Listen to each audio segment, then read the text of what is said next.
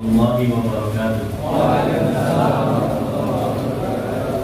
Alhamdulillah hamdan katsiran thayyiban mubarakan fihi kama yuhibbu rabbuna ya Allah. Asyhadu an la ilaha illallah wahdahu la syarika lah wa asyhadu anna Muhammadan abduhu wa rasuluhu wa ba'du. Ikhwani fi din, para asatidz dan para masyayikh, masyaallah dia. Di baru pertama kali kajian yang hadir syuyukh semuanya ini. Iya. Ini agak grogi juga ini. Takut kualat ya. Nah, ya masyaallah. Mabrur insyaallah, berkah insyaallah. Ya. Merupakan kebahagiaan tersendiri ketika kita bisa duduk bersama. Dan mohon maaf saya izin ya Pak, para syuyukh ya. Saya seharusnya nggak perlu disiapkan meja seperti ini. Ya, cukup lesehan saja insyaallah, lebih nyaman. Ya. Bukan apa biar bisa meluncur. Ya. Ya insyaallah kita malam sore hari ini sampai menjelang malam kita nggak belajar lah, karena belajarnya sudah dibina oleh para asatidz, ada Ustaz Anjar, belum ada ya, ada Ustaz Amir, dan para asatidz yang lain ya, masya Allah ya. Kita di sini dalam rangka muzakarah saja, murajaah saja. Ya, kalau materi-materi yang dikatakan belajar itu ya, yang sebenarnya setiap hari Ahad antum di sini itu belajar. Kalau di sini hanya untuk ngecas saja lah sini. Baik, barakallahu fikum. Dan tema yang akan kita bahas untuk murajaah yaitu diantara tema yang paling penting. Ya. Kita doa surat Al-Fatihah. Nah, banyak orang yang mengatakan, doa surat Al-Fatihah lagi, Al-Fatihah lagi, lagi Al-Fatihah lagi. Lu bisa-bisa Al-Baqarah loh. Ya jangan salah gitu ya. Baik. Al-Imam Al-Kisai, ada yang kenal nama ini? Imam Al-Kisai? Kenal? Kenal Pak? Hah? Siapa yang kenal? Yang sudah pernah dengar nama ini siapa? Al-Kisai, siapa yang pernah dengar nama ini? Barusan saya ucapkan. Ya. Imam Al-Kisai ini diantara imam dari Imam Qiraah Sab'ah. Ya. Yang kita baca mushaf yang antum pegang itu kan qiraahnya Imam Asim ya. Nah, jadi selain Imam Asim itu ada temannya, ada 9 orang imam. Nah, di antaranya yang 7 terkemuka yang dikenal dengan Imam Qiraah Sab'ah ini ada yang bernama Imam Al-Kisai. Apa yang menarik dari Imam Al-Kisai ini? Dalam berbagai sirah, perjalanan hidup beliau, biografi beliau, Imam Al-Kisai ini ketika di usia 40 tahun. Ada yang lebih dari 40 tahun?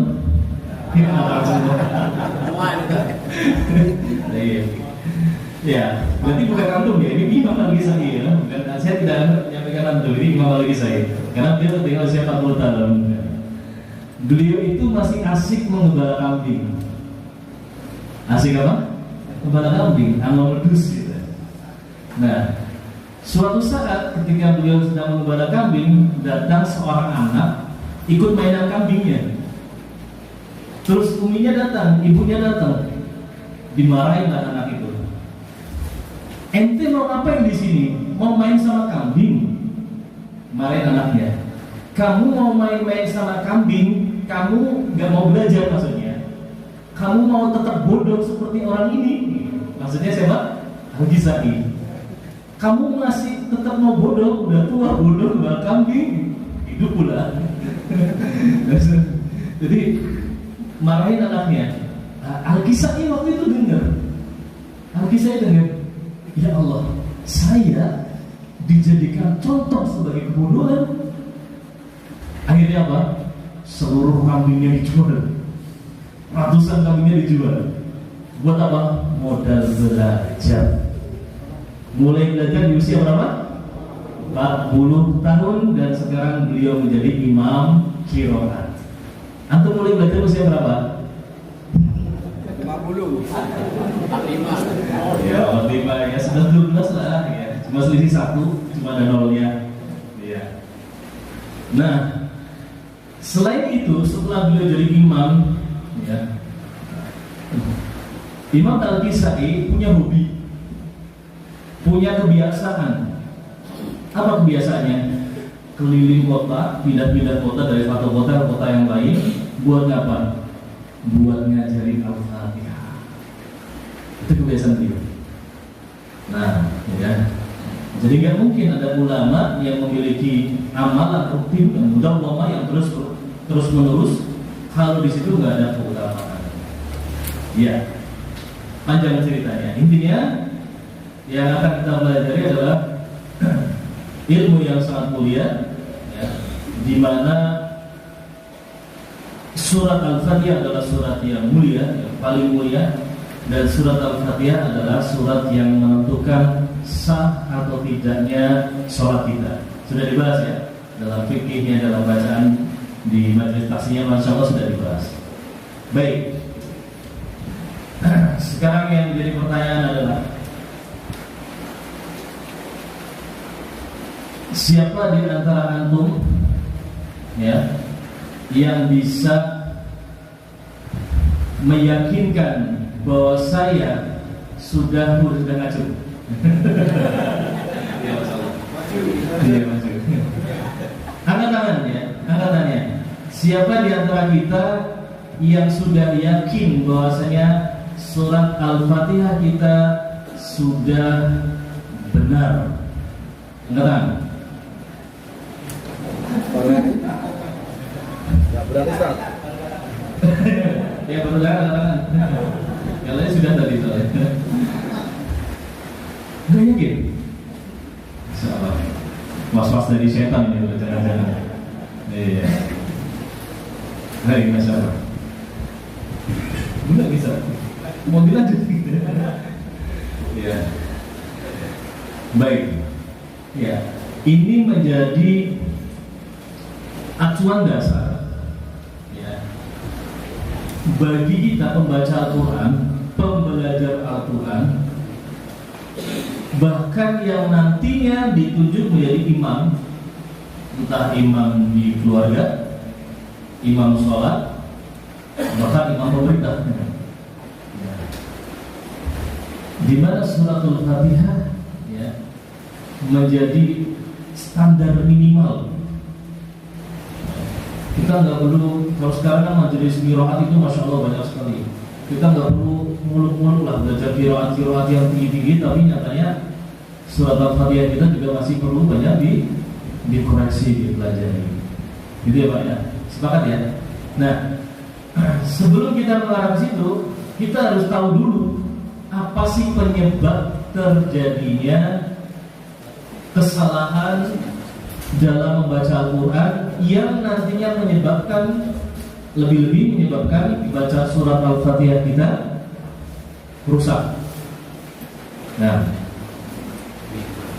sekarang boleh dicatat sekarang. Ya. Jadi secara umum, karena nanti kita ibarat seorang dokter, kalau sudah tahu kriteria penyakitnya maka bisa diobati, maka cara mengobatinya akan lebih tepat. Nah, sekarang kita analisa dulu, kita masuk yang kesalahan yang mana nih, sebab kesalahan yang mana, gitu ya. Baik, ada 3 pengelompokan, ada 3 sebab utama kesalahan itu bisa terjadi. Saya tidak mengatakan alahan, saya khawatirnya kalau pakai istilah-istilah antum agak berat untuk menghafal. Tadi pas di jalan soalnya disambati, kalau dikasih istilah bingung ngapalinnya. Ya, jadi saya bilang dengan kata kesalahan. Kalau dalam ilmu tajwid disebut alahan. Ya. Baik. Ada 3 penyebab utama sehingga seseorang itu terjatuh dalam kesalahan. Ya, nanti kita cek sambil ngecek diri sendiri. Ya. Sebab pertama yaitu adalah sebab ilmu. Nah, sebab karena sebab ilmu. Nanti ilmu apa saja akan kita bahas. Sebab yang kedua yaitu adalah sebab dari fisik anggota tubuh. Sebab karena fisik.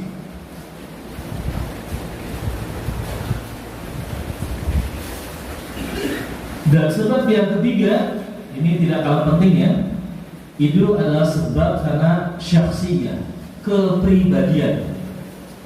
Ya, sebab dari kepribadian seseorang.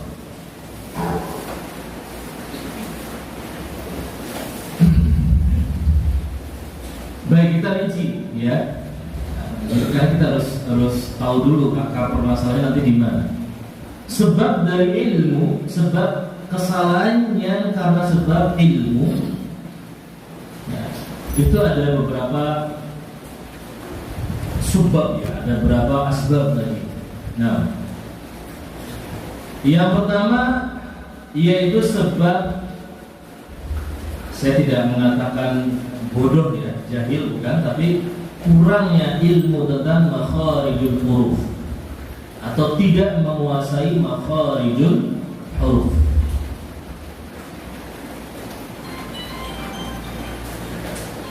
Sebab yang kedua, tidak menguasai sifatul huruf. Insyaallah sudah dipelajari ya harusnya. Makharijul huruf ada berapa? Makharijul huruf ada berapa? 29. 5 berapa? 17. Pasnya berapa lah sekarang? Baik, makharijul huruf, sifatul huruf yang ketiga, sebab karena tidak menguasai bahasa Arab. Sudah dapat dari bahasa Arab? Belum. Ya, segera kan. Ya, penting. Ya minimal nahwu sorof dasar minimal. Baik. Sebab yang ketiga, tidak tahu atau tidak menguasai hukum tajwid. Nah, sudah belajar Tuhfatul Athfal? Kelas berapa yang belajar Tuhfatul Athfal? Kelas A, kelas B? Belum. Nah, ya nanti bertahap siapa. Tapi kalau masalah guna idgham itu diajari nggak? Panjang pendek diajari nggak? Nah itu juga itu masuk. Berarti jangan ngelak ya. Sebab berikutnya yaitu adalah ketidaktahuan tentang waqaf dan ibtida. Waqaf dan ibtida.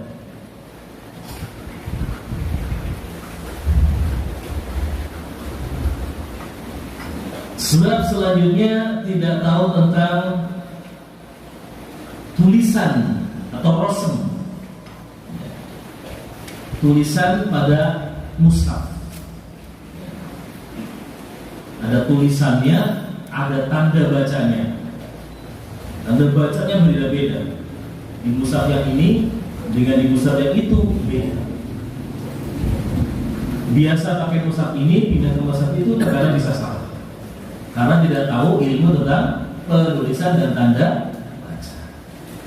Nah, dan sebab yang terakhir karena tidak tahu ilmu qiraat. Loh, Ustaz, katanya tadi nggak usah jauh-jauh ilmu qiraat.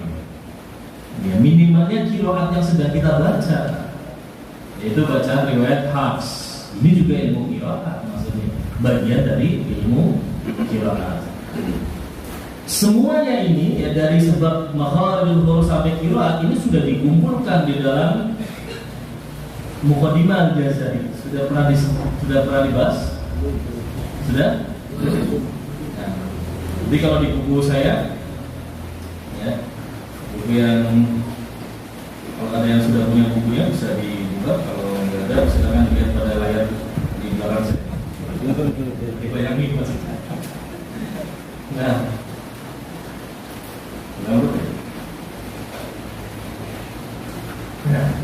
ya.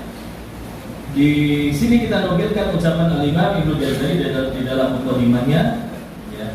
Wajibun alaihim muhattamu qabla syuru'i awwalan an ya'lamu maqalid al-huruf wa sifati liyalfidhu bi ashil lughati dan seterusnya. Nah, ya.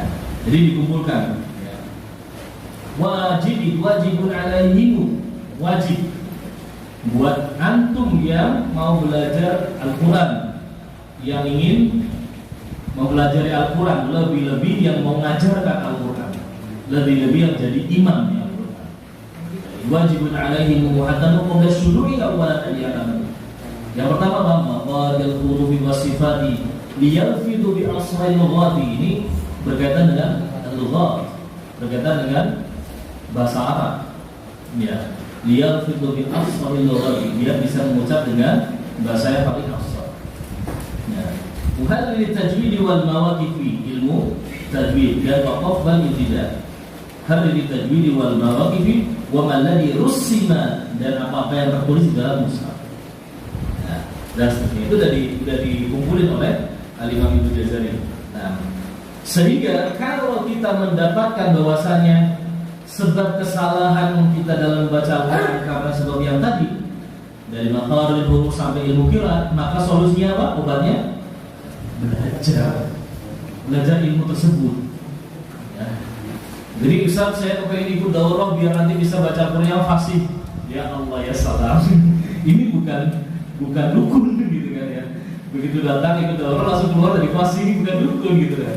Supaya saya dudukkan. Jadi nggak ada jaminan antum ikut daurah terus selesai daurah terus antum jadi fasih dalam membaca Quran. Nah, karena tadi apa? Penyakitnya macam-macam. Kalau kita ngerasa, oh iya saya belum paham tentang sifatul huruf, ya udah belajar. Itu obatnya. Saya belum paham tentang ilmu waqaf wal ibtida, boleh enggak saya berdiri alaihim yang pertama, siratal ladzina an'amta alaihim, boleh enggak? Hah? Kalau boleh kenapa, kalau enggak boleh kenapa? Kan harusnya gitu. Ya, tahu dari mana? Benar aja, ya gitu. Ya. Jadi enggak bisa kefasihan membaca Al-Quran, ya. Baiknya membaca Al-Quran itu tidak bisa instan hanya dengan daurah ilmiah. Hatta yang menyampaikan pembicara di sini seorang masyayikh kibar sekalipun, antum keluar dari situ nggak ada jaminan bisa menjadi master. Gitu. Sehingga ya belajar yang rutin yang seperti antum lakukan setiap pekan sekali, terus di murojaah, punya teman murojaah, ya punya bi'ah, punya lingkungan yang baik untuk saling sharing ilmu, itulah yang bisa mengangkat penyakit-penyakit yang tadi. Ini sebab yang pertama, sebab dari ilmu. Baik. Kemudian yang kedua, sebab kenapa seorang bisa terjatuh pada kesalahan adalah sebab apa? Fisik. Ya, fisik macam-macam. Semua organ fisik yang bisa menyebabkan terbentuknya suara itu berpengaruh. Apa saja contohnya? Lisan, gigi. Ustaz saya ompong, nggak bisa mengucapin lusin. Katanya harus tentu gigi ini bisa nih ngomong nggak ada giginya. Ya sudah gimana lagi? Masa pinjam gigi saya yang atas kali? Ya, lisan, gigi, mulut, ya misalkan ya mohon maaf kalau ada yang bibir subir gitu ya sampai langit-langitnya berlubang, kemudian rongga mulut, rongga hidung lagi pilek misalkan, atau paru-paru. Ya, paru-paru juga berpengaruh karena dia sumber bisa aliran suara dari paru-paru. Nah, ini banyak. Mata pengaruh nggak? Pengaruh. Kalau udah nggak bisa lihat udah salah terus. Misalnya nggak talqin kita nggak bisa lihat ya salah harakat. Nah, mata, telinga, pendengaran itu di zaman sekarang pengaruh. Ya, di zaman sekarang pengaruh. Nah, itu sebab anggota tubuh. Jadi kalau misalkan kesalahan kita tiba-tiba kita nggak bisa mengucapkan dengan benar karena apa? Karena tenggorokannya flu, ya, hidungnya mampet. Berarti solusinya apa? Solusinya apa? Ya dokter lah, di obat atau di herbal atau terapi ya gitu. Itu solusinya seperti itu. Tapi kalau benar-benar kita ada cacat secara fisik, ya, lidahnya pendek, atau ya tadi yang kita sebutkan giginya tanggal, ya sudah mantul. Mau dipaksa kayak apa saja, ya bunyi hurufnya kayak gitu, ada kekurangan. Makanya guru harus lihat dulu kondisinya. Jangan-jangan karena sebab fisik, paru-parunya lemah, nggak kuat sehingga nafasnya pendek. Ya maka arahkan pada bacaan-bacaan yang tidak terlalu panjang, dilatih untuk wakaf ibtidanya yang benar. Nah, baik. Kemudian sebab ketiga, nah ini sebab yang penting juga, sebab syakhsiyah, sebab apa? Kepribadian. Nah, ini biasanya banyak pada anak-anak biasanya. Cuma nggak jarang juga pada dewasa juga banyak. Contoh apa? Pemalu, takut, grogi. Kalau pas di luar ketawa apa? Ketika suruh baca, ya silakan Pak, baca. A'udzubillahi minasyaitonir rajim. Yang keras. A'udzubillahi ada suaranya gitu. Nah, takut salah, ya, grogi atau tergesa-gesa. Nah, ini banyak juga. Dibaca dengan cepat gitu kan. Ya, suruh baca pelan, cepat, gerusa-gerusu kan cara ininya. Ya. Atau yang terbawa logam. Saya orang Cilacap, asalnya dari Cilacap, ya, orang apa? Bisa jadi dia medok. Orang Jawa biasanya gitu. Walatolin kan gitu kan. Ya, walatolin, an'amta. Itu terpengaruh dari apa? Logat. Ya, logatnya kita terpengaruh di situ. Nah, ya ini sebab-sebab yang berkaitan dengan kepribadian seorang. Pelupa, ya, ini juga repot juga ketemu orang yang pelupa. Kemarin diajarkan, sekarang kemarin nggak tahu, sekarang lupa. Repot dulu ya. Ya. Nah, atau yang dia terpancing dengan langgam, ya.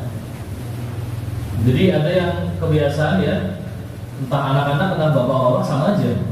Kalau di rumah suka nyetelin, misalkan Hania Rifai misalkan, atau murotal-murotal yang suaranya tinggi-tinggi gitu. Giliran di taksi, acak-acak gitu. Ya, maksud hati kepengen ikut nadanya para kori yang terkenal itu, tetapi nggak pas. Panjang pendeknya ditabrak, huruf sifat-sifatnya dilibas kan juga. Nah, ini berkaitan dengan syakhsi, kepribadian. Nah, kalau ada yang punya penyakit seperti ini, ya ini penyakitnya lebih susah. Ya, pengalaman kita penyakitnya lebih susah karena pendekatannya harus pendekatan pribadi, tazkiyatun nafs. Jadi secara personal, ya. Kalau anak takut, dibangun kepercayaan dirinya, ya seperti itu. Kalau bapak-bapak yang sudah terpancing dengan mendengarkan murotal yang seperti itu, ya gimana ya, Pak, coba dengerin murotal ini deh, gitu. Maksudnya, ya, hal itu lebih susah. Berubah kebiasaan itu lebih susah. Nah, tapi kalau yang berkaitan dengan ilmu itu insya Allah lebih mudah. Yang penting syaratnya bersungguh-sungguh. Nah, baik. Dan kesalahan. Nah, sekarang kita masuk ya. Kesalahan disipasi secara umum itu bisa terjadi pada 5 hal. Kalau tadi sebabnya. Nah, sekarang kita bisa melihat bahwasanya ini bacaan antum salah. Ini bisa terjadi pada 5 hal. Nah, yang pertama kesalahan harokat. Ya, kesalahan harokat. Harokat ada berapa? 3. Harokat ada berapa? 3. Harokat ada berapa? Ini saya udah ngacung dulu. Ini saya udah ngacung nih. Ada 2. Kok 2? Nah, lahan ilmu berarti itu. Iya, harakat itu ada 2, harakat asli dan harakat far'i. Yang antum sebutkan adalah harakat asli. Ada dhamma, ada kasroh, ada fathah. Itu harakat asli.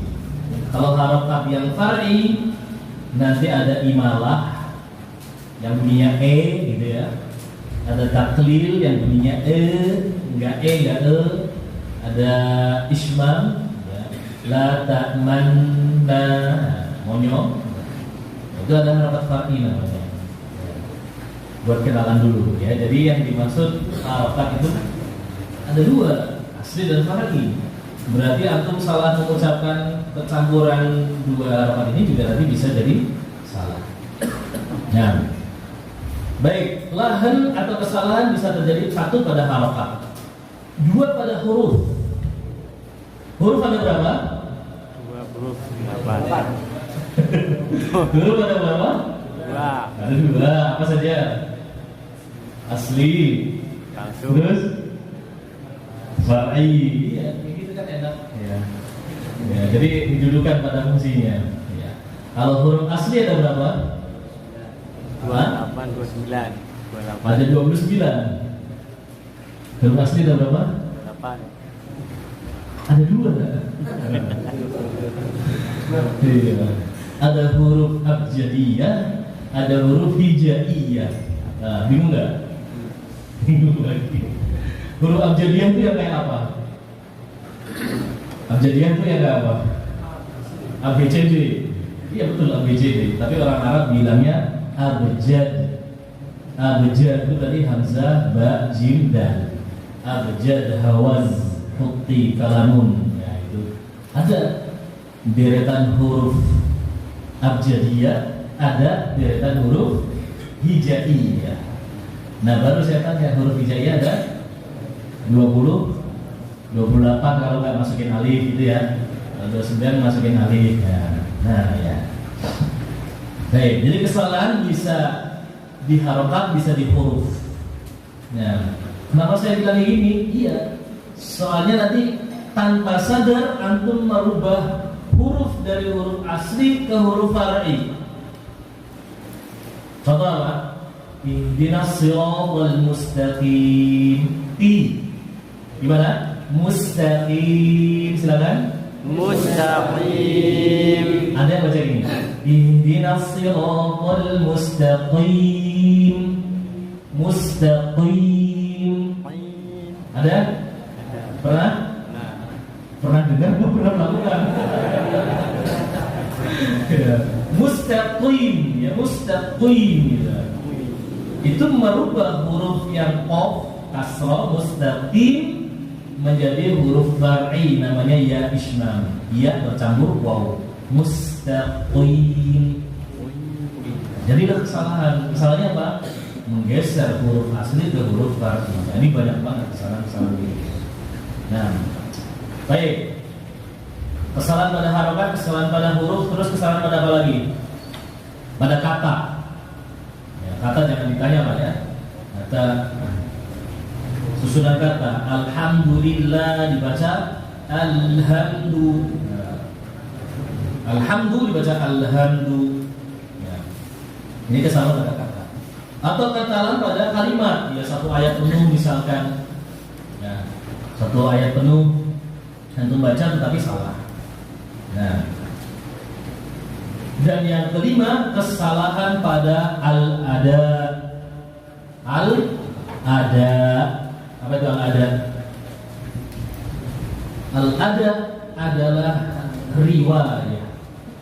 Al-ada adalah riwayat.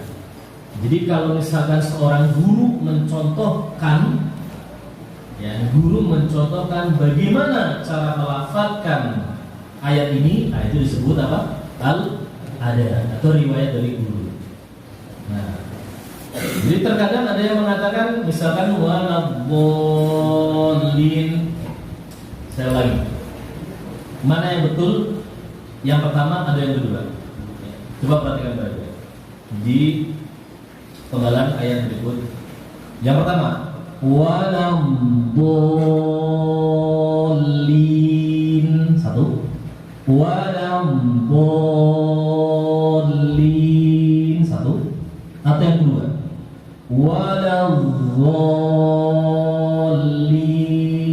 Dua. Waladdallin. Ada bedanya enggak? Satu atau dua betul? Angkat tangan kalau satu, angkat tangan kalau dua. Tuh itu angkat tangan kalau tiga.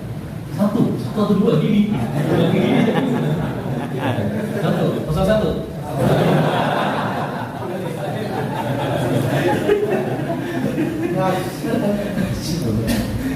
Iya. Nah, ini yang disebut al-adab. Kenapa? Karena dulu ketika saya ngaji, saya talaki sama guru-guru di Mesir, dari Syam, dari Yaman, itu semuanya mencontohkan walam bolin yang pertama. Tapi ketika saya pindah ke Madinah, dari murid-muridnya Syekh Budalal Al-Ghul memberikan contoh walam bolin, wordnya mirip wol.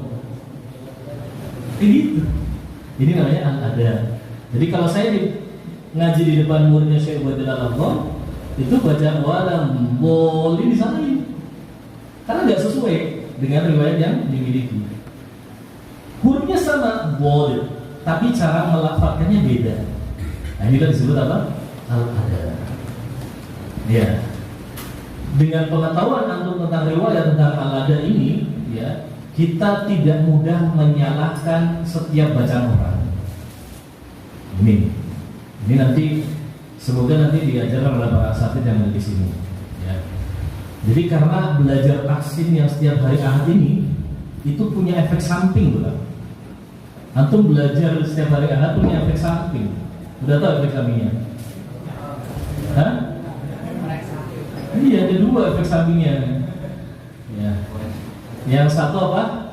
Telinga gatel-gatel, ya kan? Telinga gatel-gatel, tenggorokan sakit, gitu kan? Kalau dengar imamnya, wah ini bacanya kacau gitu. Kayaknya koreksi gitu ya.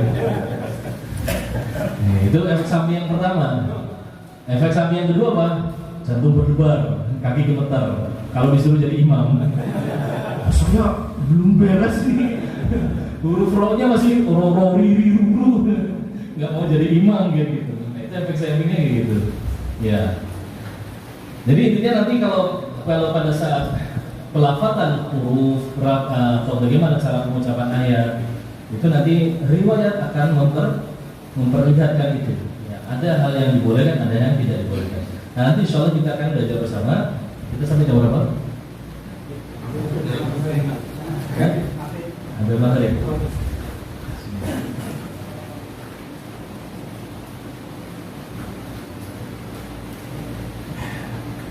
Nanti kita akan belajar bersama bagaimana minimalnya kita bisa jadi dokter buat diri kita sendiri. Karena sebenarnya dokter sekarang udah nggak ada. Iya. Coba tuh ke dokter sekarang. Apa yang ditanya dokter pertama kali? Sakitnya apa Pak? Nah, saya kesini minta dianalisa bukan ditanya sakitnya apa.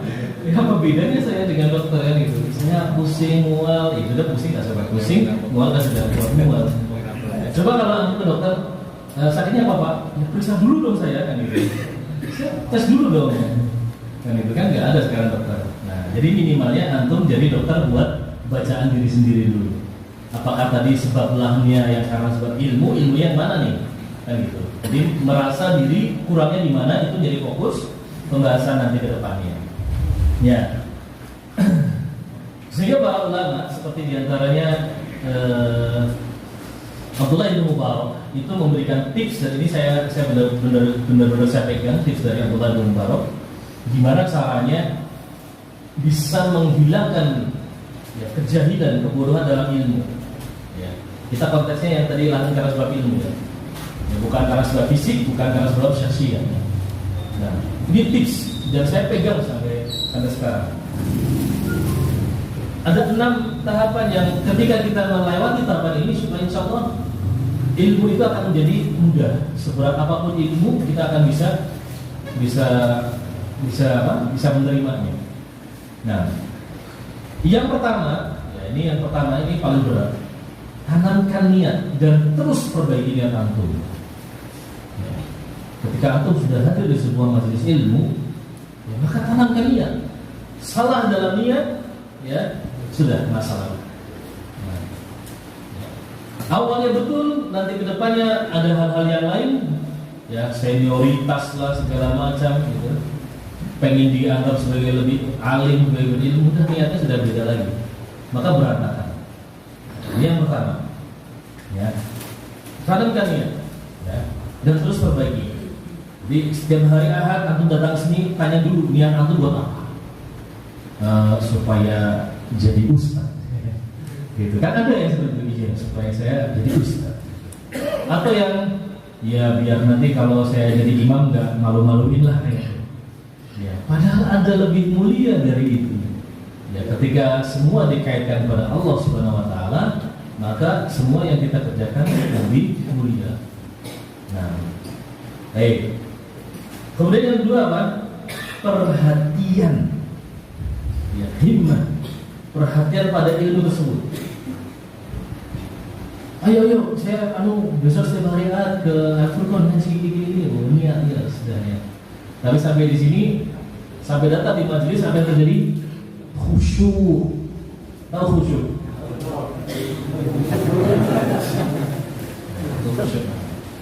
Ya.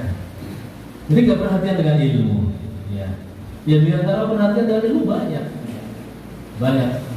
Apa contohnya? Yang ngikat ilmunya dengan tulisan, kemudian murojaah dengan teman-temannya, mengulang-ulang pelajaran, melatih, atau tulisan kalau misalkan nanti taksim.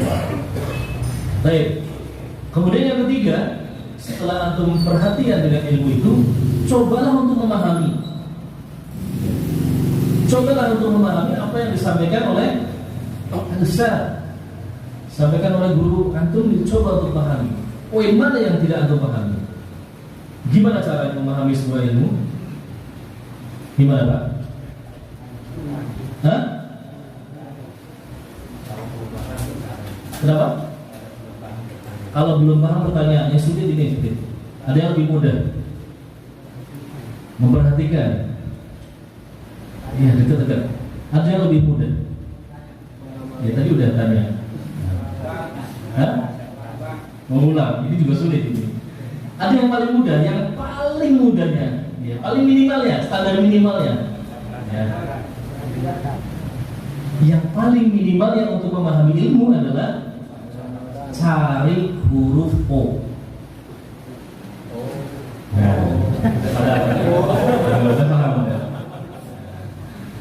Ya, cari huruf O saja. Kalau dalam majelis atau belum ketemu huruf O-nya berarti aku belum paham. Baru tahap selanjutnya. Ya, bertanya, mengulang catatan, dengerin rekaman, baru pasti oh ini ya. Bisa jadi antum ketemu huruf O-nya nanti setelah 7 kali pertemuan berikutnya. Ada masalah gitu. Ya. Nah, mudah kan? Mudah ya. Ya, jadi kaidah seperti ini guru itu ya, guru saya sering sampaikan, guru yang baik itu bukan seorang yang menunjukkan kehebatan di depan muridnya. Itu bukan guru yang baik. Misalkan dia mahir dalam qiraat, dia baca qiraat ini itu, muridnya tercengang.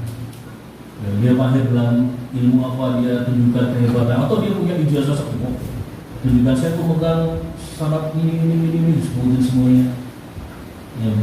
Guru yang baik itu bukan yang menunjukkan kehebatan di depan muridnya, tapi guru yang baik adalah yang bisa menjadikan muridnya lebih hebat darinya. Itu guru yang baik. Ya. Jadi tujuan guru adalah menebarkan huruf O tadi minimalnya. Ya, sehingga murid paham dan dia nanti bisa lebih alim, lebih berilmu dari gurunya, lebih dari dirinya. Itu yang guru yang hebat namanya seperti itu.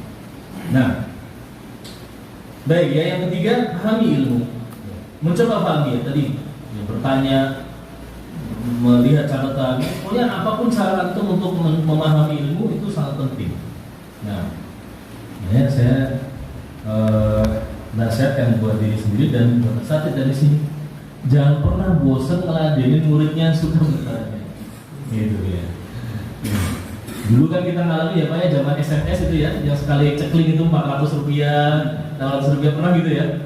Ya itu kan dulu ketika saya tanya udah yang ditanya dia di luar negeri kan mahal itu kan ya.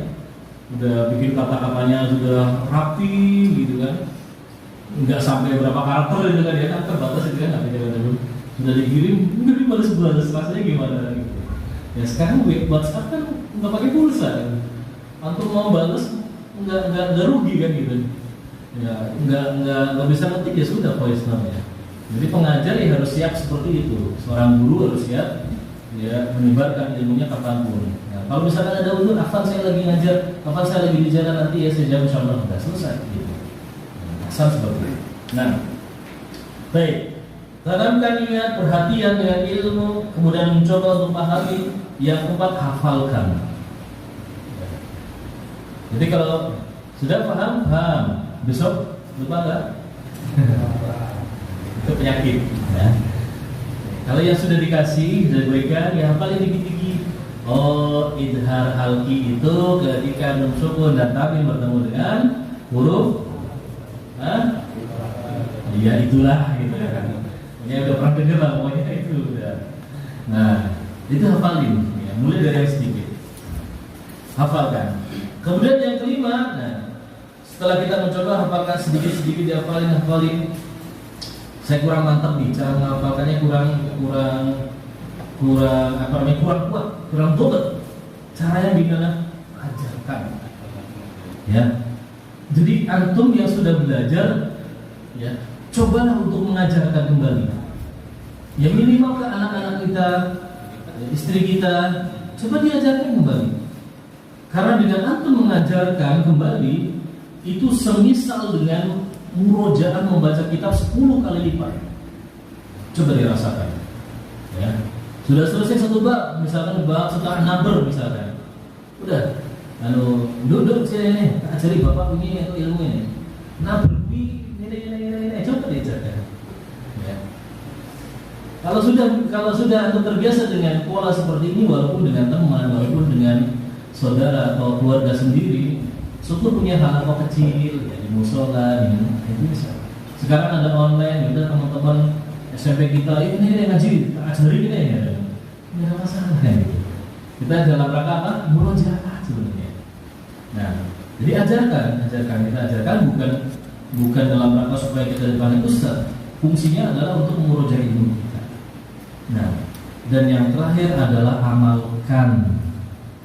Jika baca Al-Quran, kaidah yang sudah dibaca tadi, yang sudah dipelajari tadi, ya, diamalkan.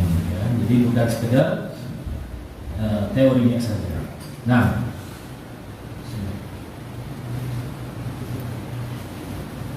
baik. Nah, di buku Menggapai Cahaya Surat Al-Fatihah ini sebenarnya banyak sekali pembahasannya. Kalau kita detailkan nggak cukup 2 jam, nggak cukup. Ini sudah hampir jam 5. Nah, jadi itu tadi pondasi. Sementara materinya ada di buku. Di antara nanti kita akan mengenal maqasid huruf, tentang sifat huruf, insyaallah sudah dibahas ya. Dan nanti ada kesalahan tadi Allah itu ya. Nanti juga ada aib di dalam membaca Al-Quran. Ada kesalahan, juga ada aib.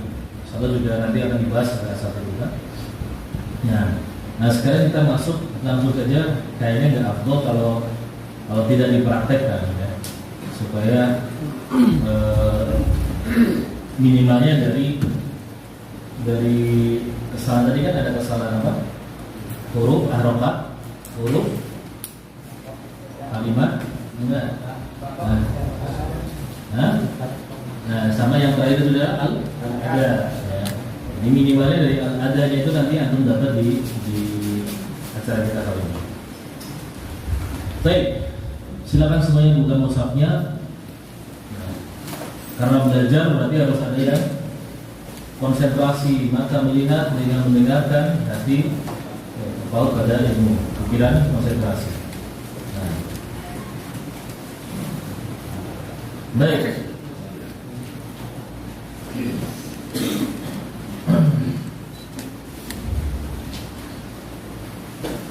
Kita akan mencoba membaca surat Al-Fatihah berdasarkan dari riwayat, berdasarkan dari sanad yang kami miliki. Abdullah bin Mubarak rahimahullah ta'ala mengatakan al-isnad minad din. Isnad atau sanad itu bagian dari agama kita. Walau la isnadu la qala man syaa ma syaa. Kalau enggak pakai sanad, orang itu bebas ngomong sekendak hatinya. Karena enggak ada yang tahu. Enggak ada yang tahu itu bohong atau benar. Maka kita sampaikan apa yang akan kita baca adalah sesuai dengan sanad yang kami miliki dari guru-guru kami dan bersama kepada Rasulullah SAW. Baik, yang pertama adalah isti'adzah. A'udzu billahi minasyaitonir rajim. Ya. Baik. Langsung kita baca dulu ya. Kita baca, saya baca atau ikuti. Nah, baca isti'adzah. A'udzu billahi minasyaitonir rajim. A'udzu billahi minasyaitonir rajim. Ya, isti'adzah atau ta'awudz ya, lafadznya yang disepakati oleh Imam Qiraat, a'udzu billahi minasyaitonir rajim. Walaupun ada lafaz-lafaz yang lain. Ya. Isti'adzah bukan bagian dari Al-Qur'an. Bukan bagian dari Al-Qur'an. Apa bedanya? Dia tidak dikenakan hukum tajwid sebenarnya. Hukumnya tidak dikenakan. Ya. Tapi kalau pelafazan hurufnya masuk. Di pengucapan makhraj dan sifatnya diterapkan. Tapi kalau hukumnya tidak mutlak diterapkan. Nah, jadi kalau misalkan ada murid yang membaca a'udzubillahi minasyaitonir rajim, enggak apa-apa. Ya gitu. Enggak ada masalah sebenarnya. Tapi kalau mau dilatih, ya dilatih dari sisi hurufnya saja. Contoh apa? A'udzu, a'udzu. Huruf bersama apa? Hamzah. A, silakan. A. Baik. Hamzah ini kalau kita baca di guru-guru kita di Syam itu harus kuat. A. I. U. Tapi kalau baca di guru-guru Mesir normal. A. I. U. Inilah sebabnya ada orang tafsir, saya 1 bulan takut basmalah nggak kelar karena nggak paham kaidah yang seperti ini. Dia harus paham dia sedang belajar pada siapa, guru siapa, karakter bacanya seperti apa. Itu yang kita urutin. Ya. Jadi begitu ada yang ngomong, Ustaz saya baru mangap aja udah disalahin gitu. Maksudnya gimana? Ketika baca a'udzubillah salah, a'udzubillah salah lagi. Terus yang gimana yang betul? A'udzu baru benar. Itu kalau guru Syam. Tapi kalau guru Mesir, a'udzu billahi minasyaitonir rajim, benar, enggak ada masalah. Jadi harus diketahui.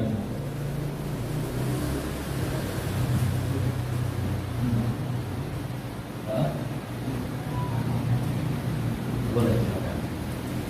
Ada sekilas info dari panitia. Boleh.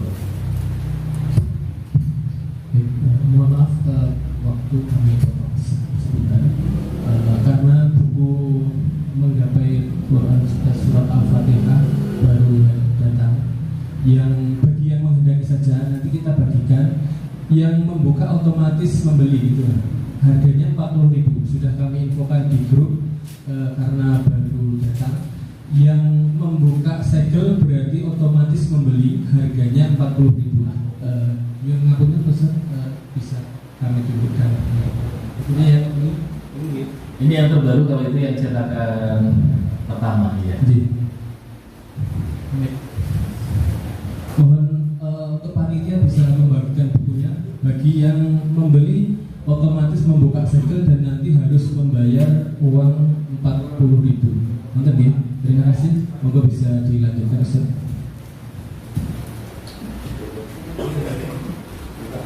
Baik, sambil menunggu ya, hidangan istimewa datang, kita lanjutkan aja. Ya, jadi bagi teman-teman yang nanti suatu saat talaki kepada seorang guru yang baru mangap disalahkan, perhatikan huruf itu, hamzahnya. Ya. Kalau misalkan hamzah kita masih lembek, a'udzu billahi minasyaitonir rajim. Nah, itu karakternya bukan karakter Syam. Jelas atau akan dibantai sama Syekhnya. Ya. Karakter Syam itu kuat. A'udzu billahi, silakan. A'udzu billahi Kalau sama. Minasyaitonir rajim. minasyaitonir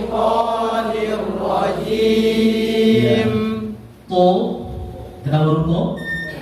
Kenal? Kenal nggak? Insya Allah banyak kenalannya tuh ya. Hanya saja beberapa temu sama To, ya. Ini juga sama kan deh. Kalau misalkan kita baca dengan guru Mesir cukup minasyaitonirrajim, minasyaitonirrajim.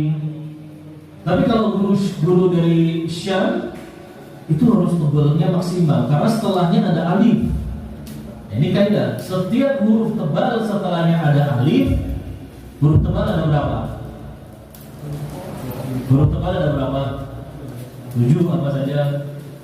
Khusod, dotin, kil. Hasornya enggak ya. Khusod, dotin, kil saja. Baik. Setiap ada huruf tebal yang setelahnya alif, yang baru punya buku silakan buka halaman 44. Ya. Ya, itu harus diucapkan dengan ketebalan maksimal. Ya. Minasyaitonirrajim. Silakan. Minasyaitonirrajim. Nah, kalau bareng-bareng ini sudah jamaah ini. Nah. Ya. Giliran bersama dari kita sendiri. Minasyaitonirrajim. To. Tebalin. Bukan to. Minasyaitonirrajim. Maksimal. Ya. Bukan di bawah. Ya, kalau sendiri-sendiri nanti kelihatan. Baik. Kesalahan yang berikutnya, ya, yaitu pada logat ya. Tadi kan disebutkan beberapa jenis penyebab kesalahannya, atau tidak paham dengan kaidah bahasa. Nah, ada yang membaca begini. A'udzu billahi minasy syaithanir rajim. Coba ikutin persis dengan saya. A'udzu billahi minasy syaithanir rajim. Apa kesalahannya? Hah? Bukan. Ya. Pemenggalan katanya yang salah. Tadi saya baca gini, A'udzu billahi minasy syaiton. Harusnya A'udzu billahi minasy syaiton. Bukan A'udzu billahi minasy syaiton. Ini penggalan kata itu harus jeli juga. Ya, jangan mentang-mentang sedang memperhatikan huruf H yang memang itu susah, ya, berat untuk dihindarkan dari sifatnya lemah. Jadi bacanya A'udzu billahi minasy syaithanir rajim. Ini salah. Ini bukan salah secara mutlak. Ini lahan, ya, walaupun hanya samar. Yang betul gimana? A'udzu billahi minasy syaithanir rajim. Baca yang salah dulu. 1, 2, 3. A'udzu billahi minasy syaithanir rajim. Baca yang benar.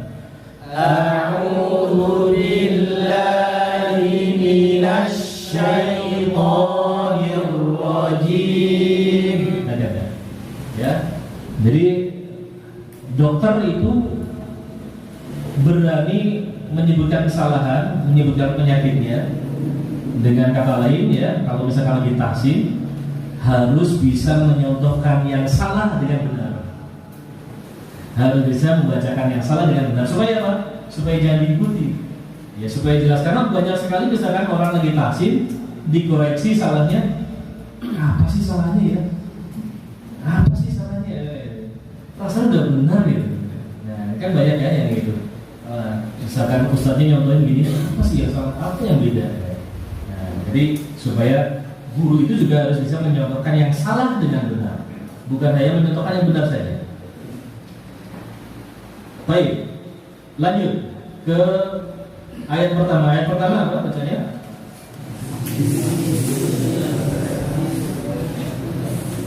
Bismillah atau alhamdulillah? Bismillah. Wis, keren ini, keren. Aziza ini, masya Allah.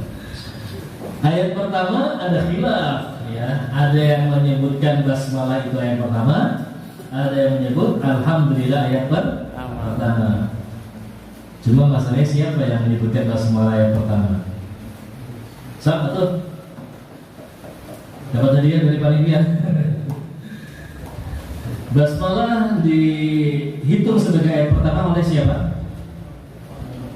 Nah, antum siapa? Antum gak pakai seragam. Iya, ini waktu Yusuf dari markas ini. Iya. Iya, siapa? Basmalah? Kufah. Imam Kufah itu siapa aja? Nah, itu tangan Imam Kufah. Iya. Ulama dari Kufah dan ulama dari Mekah. Ya. Ulama dari Mekah itu Imam Ibnu Katsir, ulama dari Kufah itu imam dari Mekah Ibnu Katsir, dari Kufah itu diantara Imam Asim bacaan kita. Imam Asim itu dari Kufah. Ini membaca basmalah sebagai ayat pertama. Adapun Imam Madinah itu ayat pertamanya adalah alhamdulillah. Ya. Buat apa setelah belajar begini? Jangan salah ya. Pernah suatu ketika saya pernah jadi sholat di sebuah masjid, tapi nggak di sini. Itu ada anak yang jadi imam, anak muda. Ya. Dia baca Allahu Akbar, alhamdulillahi rabbil alamin, dan seterusnya. Dimarahin sama pak takmirnya gitu kan. Kalau mas, kok nggak baca Bismillah gitu. Jawab si imam ini, dia bilang nggak perlu pak. Karena hadisnya sahih dari Abu Hurairah bahwa Rasulullah SAW membaca alhamdulillahirabbil alamin sampai akhir surat. Gitu. Ya bapaknya juga bingung juga. Dia ada dalil, ada hadisnya kan? Ya, ada hadisnya juga dari Abu Hurairah. Nah, terus singkat cerita dia tanya sama saya, Ustaz ini gimana? Terus saya bilang, antum betul dari sisi hadis, ya, tapi salah dari sisi qiraat. Hadisnya nggak salah, tapi qiraatnya yang salah. Kalau antum membaca alhamdulillahi rabbil alamin, ya, ar-rahmanir rahim, lanjutannya maliki yaumiddin. Kalau dia membaca dengan qiraatnya Ahlul Madinah yang tidak membaca basmalah, sah nggak sholatnya? Nggak salah. Orang dia baca qiraatnya Imam Asim kok. Imam Asim itu basmalah ayat pertama. Menghilangkan satu huruf saja enggak sah, ini menghilangkan satu ayat.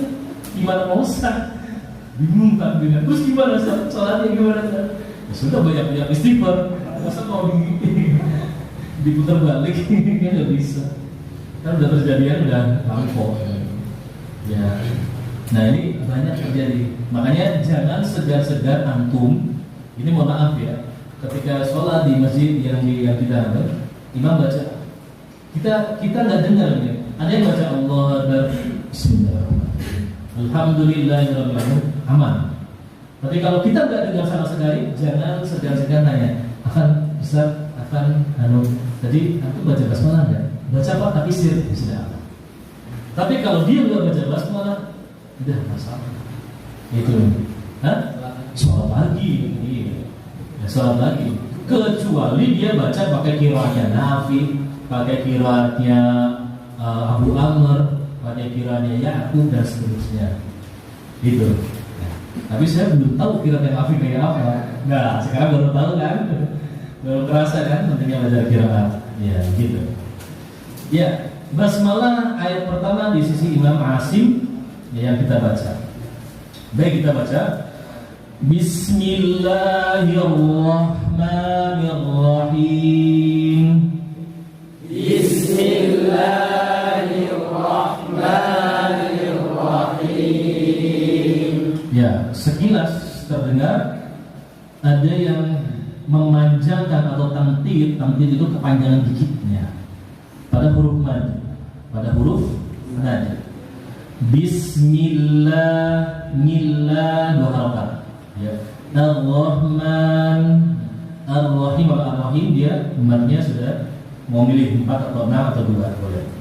Jadi cukup dua harokat Bismillahillahi, lahi dua harokat.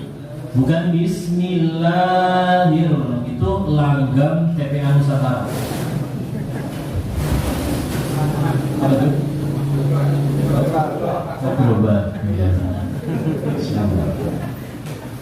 Ya, jadi tahu langgam TPA Nusantara nggak? Bismillahirrahmanirrahim. Itu langgam TPA Nusantara. Ya nggak tahu itu matnya berapa. Bismillah. Jadi jangan biasakan, ya. Bismillahirrahmanirrahim. Silakan. Bismillahirrahmanirrahim. Nah sekarang perhatikan, lihat saya. Mana yang betul? Lihat huruf mimnya. Mana yang betul? Ar-Rahim. Satu. Ar-Rahim. Satu. Atau dua. Ar-Rahim. Ar-Rahim. Atau tiga. Ar-Rahim. Ar-Rahim. Yang mana? Satu, dua, tiga. Angkat tangan satu, angkat tangan dua, angkat tangan tiga. Ya, sempurna gitu.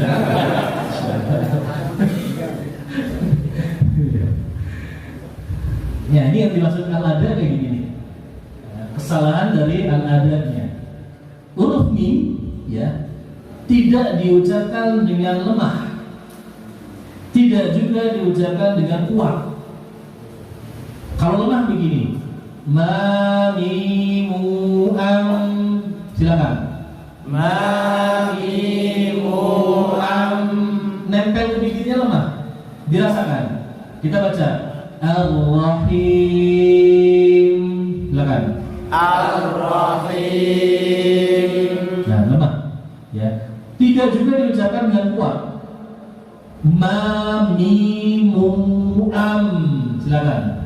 Ma mimu am. Nah, kalau diaplikasikan di ayat Ar-Rahim, Ar-Rahim. tidak keduanya, tapi dia pertengahan, ya. Jadi tidak nempel lembut, tidak juga mengait dengan kuat. Ar-Rahim, silakan. Ar-Rahim. Ya sebenarnya apa yang dibahas semua, tapi ini PR nanti Ustaz. Ustaz Amir nanti bukan bahas. Ya, harap kalau itu. Nah, kita lanjut. Bismillahirrahmanirrahim. Ayat berikutnya adalah Alhamdulillahirabbil alamin. Ayat kedua di sisi Imam Asim, ayat pertama di sisi Ahlul Madinah misalkan. Ya. Kita baca Alhamdulillahirabbil alamin. Alhamdulillahirabbil alamin. Ya, alhamdu kalau dibaca alhamdu batal enggak? Batal bagi yang tahu, ya. Ingat ya, ini kaidahnya batal bagi yang tahu. Ya, bagi yang tahu. Ya. Jadi kaidah fikihnya seorang yang qari, yang dia sudah terbebas dari kesalahan, tiba-tiba di belakang imam yang ummi, dan dia terjatuh pada kesalahan yang berubah makna. Ya, dia tidak punya kemampuan untuk membetulkan, mungkin softnya di belakang, ya, atau hal-hal yang lain, ya. Nah maka sudah otomatis makmum yang jadi seperti ini dia batal sholatnya. Karena alhamdu apa artinya? Kematian. Alhamdu, nah, harusnya alhamdu. Dia sebagai pujian, ya, sebagai puji kepada Allah. Alhamdulillah. Nah, sekarang masalahnya pada lafaz Rabbi mana yang betul? Perhatikan. Yang pertama, Alhamdulillahi Rabbi.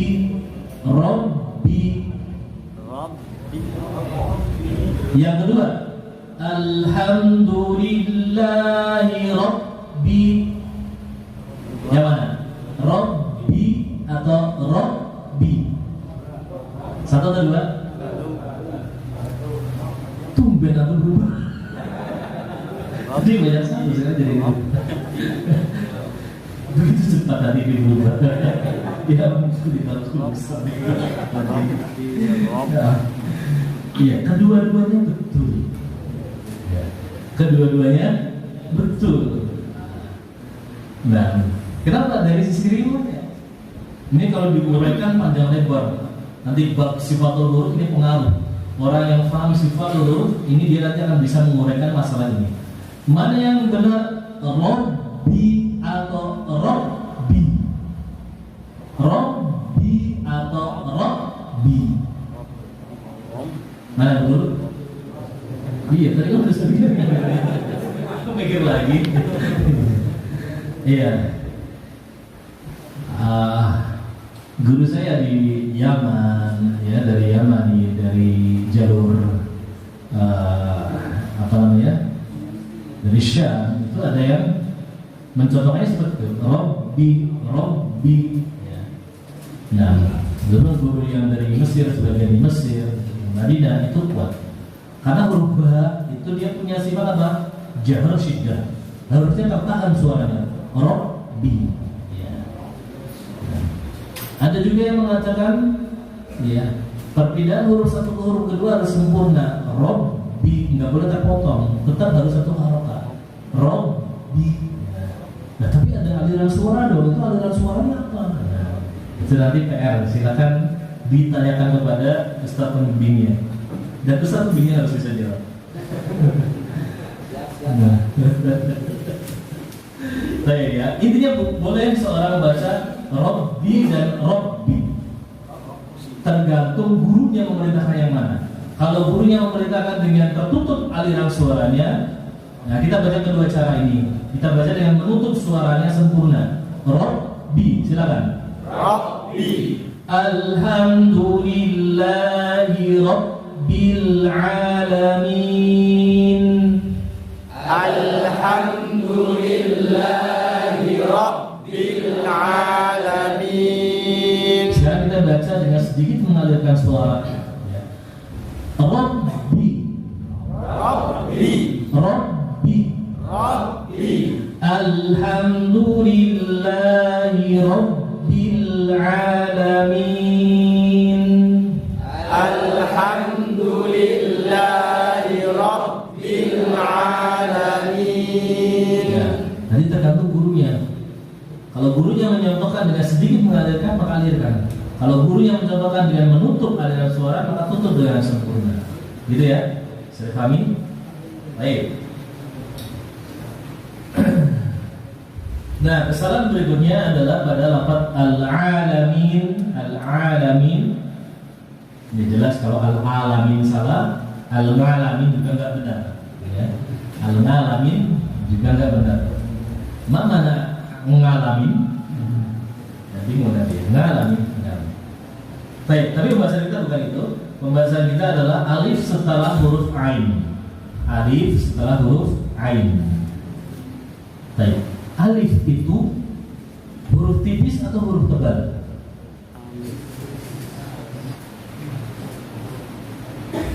Sifat huruf alif itu tipis atau tebal? Istilah atau istighfar?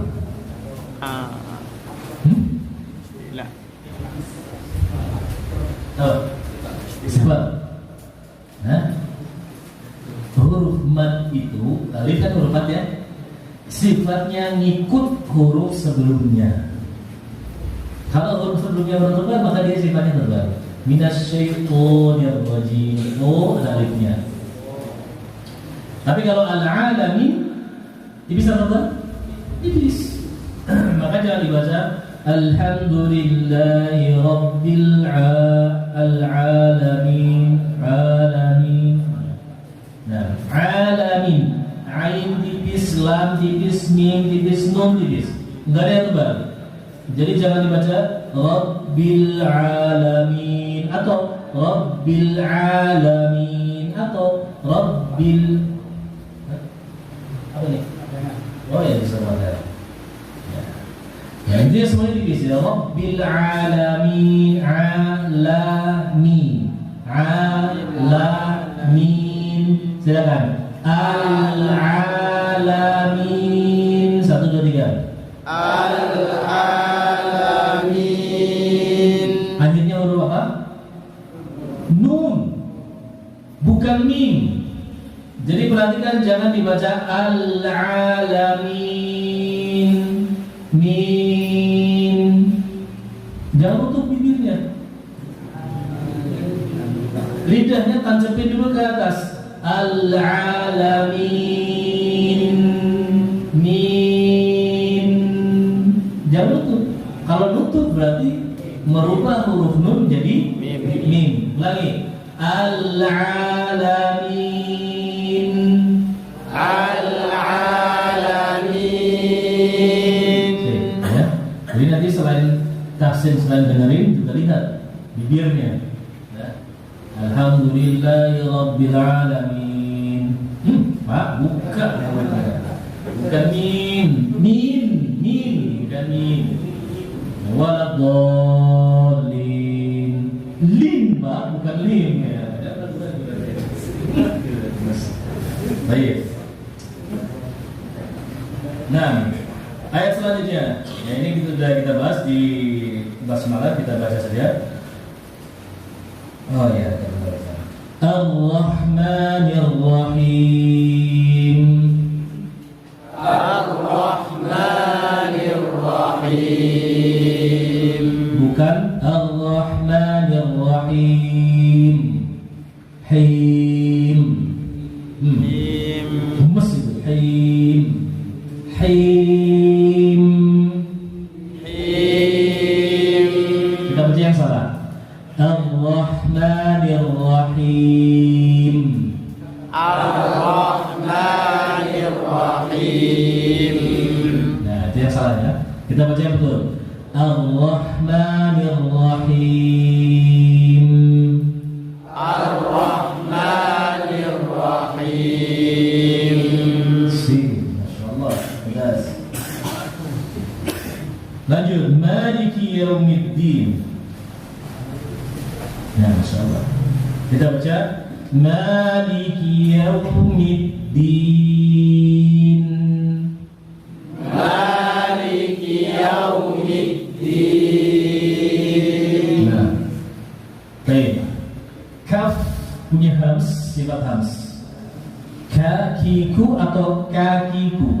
Kakiku. Yang satu kakiku, yang dua kakiku. Yang mana? Harusnya aku sudah mulai paham loh pola-pola pertanyaan seperti ini. Dua-duanya boleh. Iya. Misri, ya, guru-guru dari jalur Mesir itu, kalau kita baca Maliki Yaumiddin tak khotob. Maliki, ki, laisa ki. Ya. Tapi kalau dari Syam, aku baca Maliki Yaumiddin tak khotob. Maliki Yaumiddin.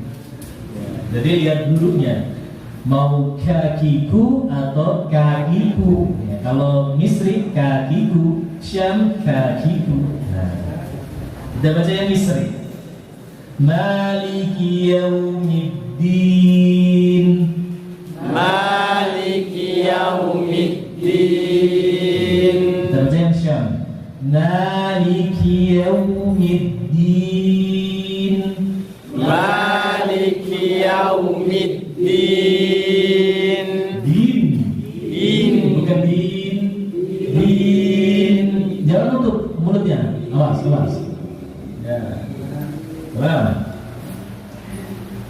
Yaum, ini ada huruf lin. Yaum huruf lin. Apa itu huruf lin? Huruf yang layyin, lembut. Ya.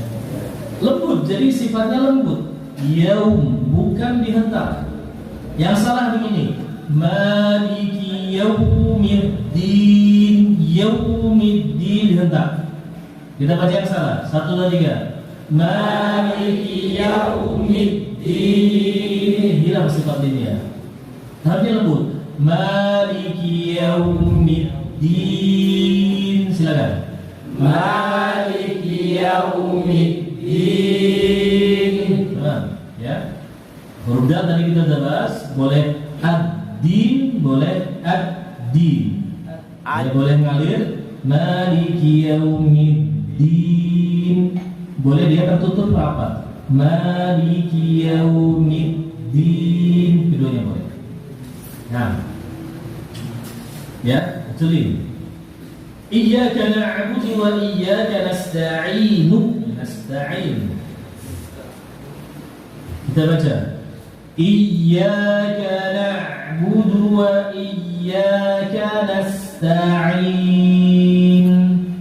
Iyyaka na'budu wa iyyaka nasta'in. Nah. Iya, sudah dapat materi number? Yang sudah, yang belum? Sekarang. Number itu lonjakan suara.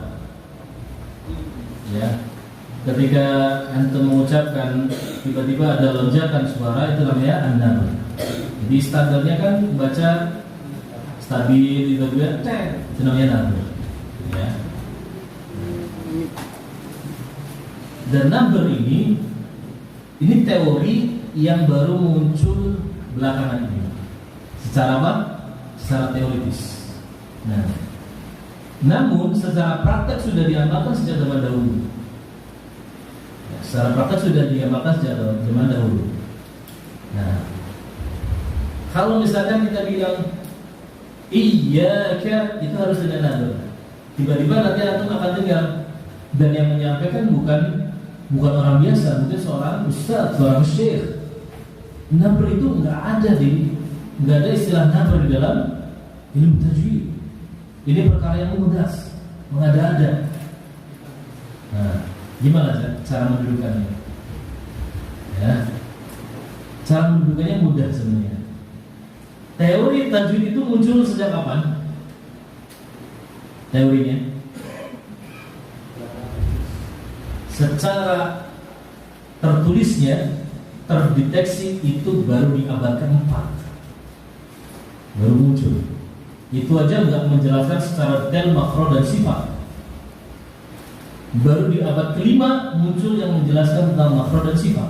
Itu pun nggak sedetail sekarang. Itu teorinya.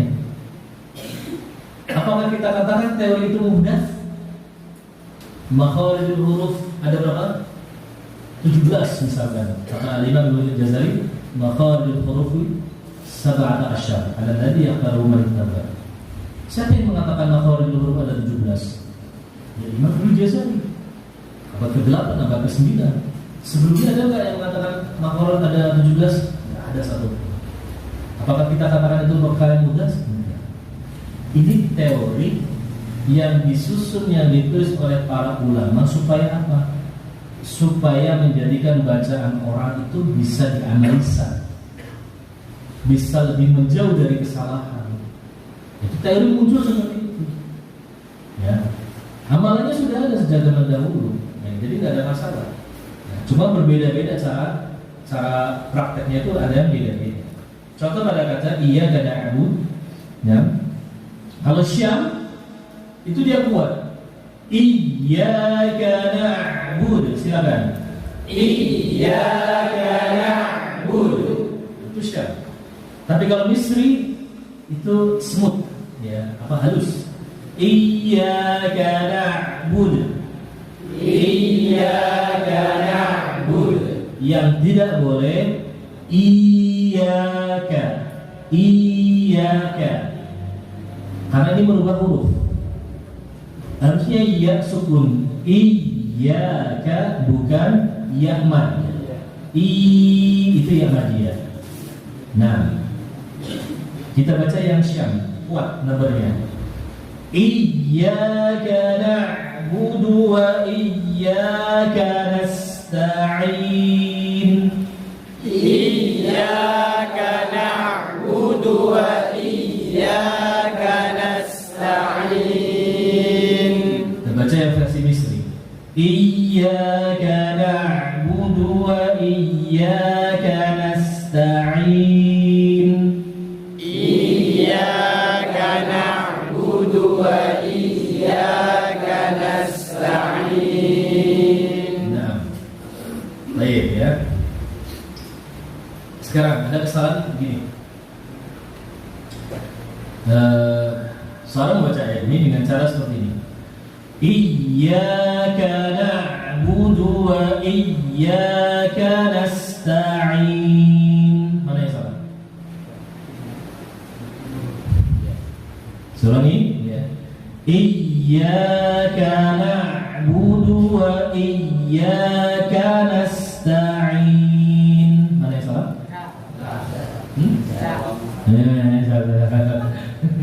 Gak jelas. Baik. Yang salah seperti halnya tadi kita di isti'adzah.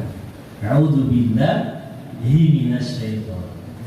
Iyyaka na'budu wa iyyaka nasta'in. Harusnya pemenggalan katanya gitu ya. Tapi kebanyakan orang baca gini. Iyyaka na'budu wa iyyaka nasta'in. Dirasain. Kita baca yang salah begini. Iyyaka na'budu wa iyyaka nasta'in. Yang salah, iya. Iyyaka na'budu wa iyyaka nasta'in. Nah, benar gimana? Iyyaka na'budu. Ya, kita baca. Iyyaka na'budu wa iyyaka nasta'in. Iyyaka na'budu wa iyyaka nasta'in. Nah, mumtaz. Ya, jadi dari itu juga number. Itu pun juga namanya number. Jadi fungsi number adalah memperjelas makna. Ya. Kalau misalkan numbernya nggak tepat, maknanya jadi rancu. Iyyaka na'budu wa iyyaka nasta'in. Ya, gitu. Nah, itu akan merancukan makna. Tapi kalau numbernya tepat, iyyaka na'budu, iyyaka na'budu ya. Ya, dia numbernya di nun ya, na'budu. Nah, itu baru akan jelas maknanya. Paham? Insyaallah kita maghrib jam 6.04. Lanjut.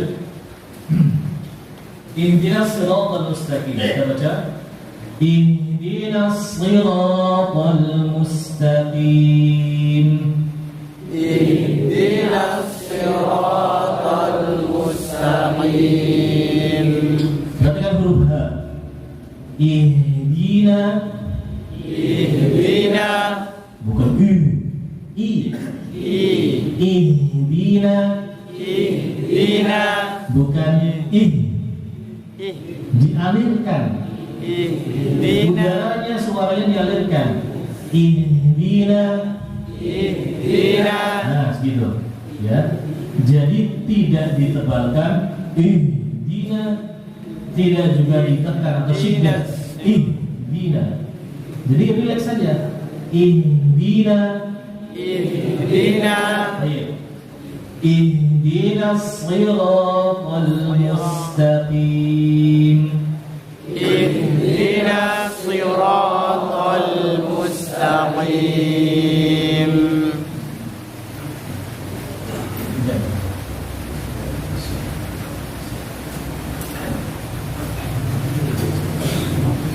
Ya, jadi H perlu diperhatikan ya.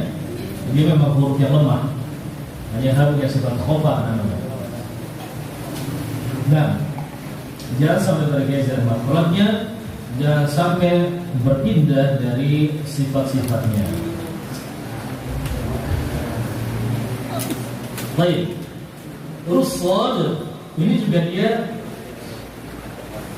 punya sifat itbaq. Dia tebal dan melekat lidahnya.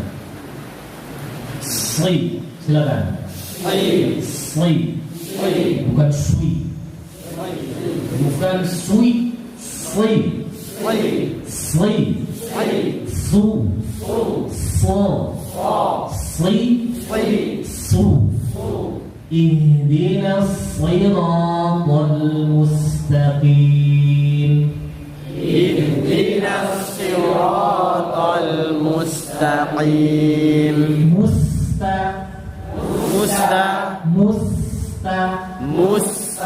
Bukan mustaqim.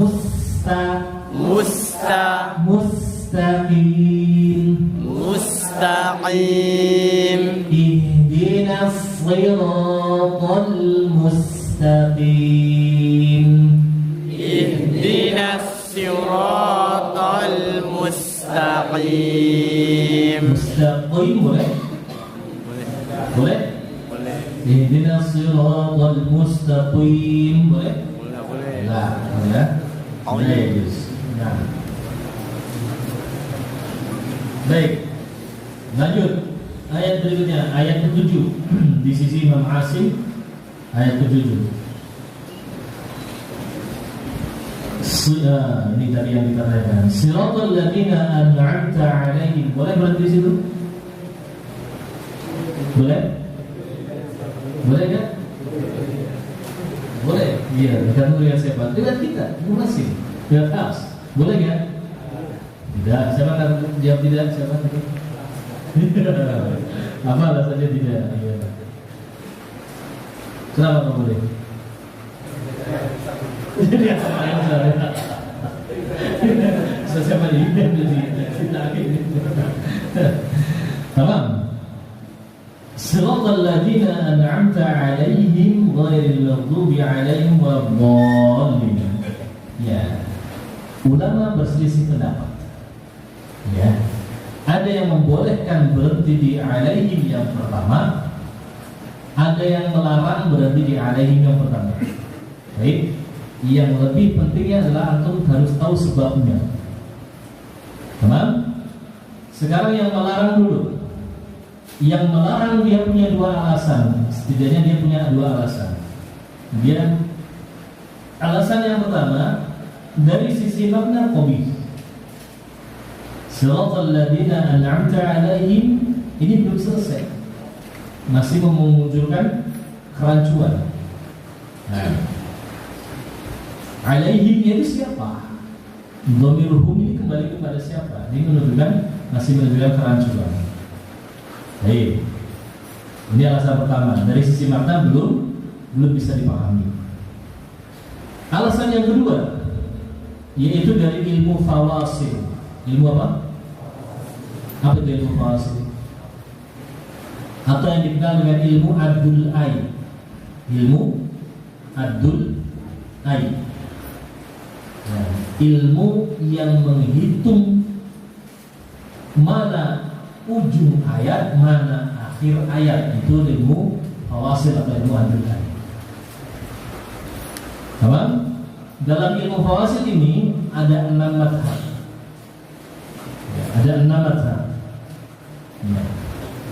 Dan madhab ini bukan bersumber kepada imam, bukan bersumber kepada nama seorang perawi imam, bukan. Tapi madhab ini bersumber dari mushaf.